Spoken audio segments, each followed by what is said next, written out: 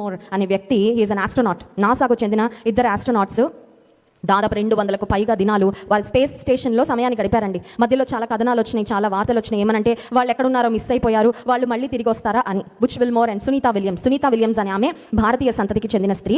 ఆమె యేసయ్యను నమ్ముకున్న స్త్రీ కాదు కానీ but she belongs to an Indian family. భారత సంతానానికి చెందిన స్త్రీ. బుచ్ విల్మోర్ అనే ఆయన అమెరికన్ అండ్ ఆయన యేసయ్యను చాలా బలంగా విశ్వసించే ఒక మంచి దేవుని బిడ్డ. స్తోత్రం చెప్దాం, హల్లెలూయా.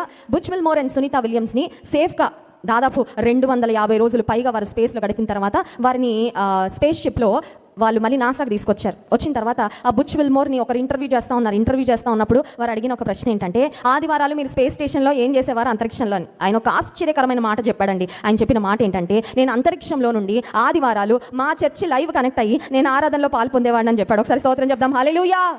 అంతరిక్షంలో గొప్ప పరిశోధనలు చేయడానికి వెళ్ళిన ఈ వ్యోమగామి లేదంటే ఈ ఆస్ట్రోనాట్ ఆయన సమయాన్ని దేని కొరకు వెచ్చించాడంటే, ఐ కనెక్టెడ్ లైవ్.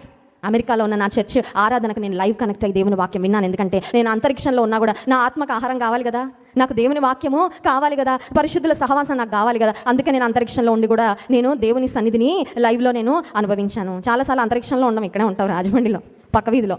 కానీ కొన్నిసార్లు దేవుని సన్నిధి, దేవుని పరిశుద్ధులతో సహవాసము, ఆత్మీయ ఆహారం అంటే చాలాసార్లు మనకి చాలా చిన్న చూపండి. వాటి యొక్క విలువ మనకు అర్థం కాదు.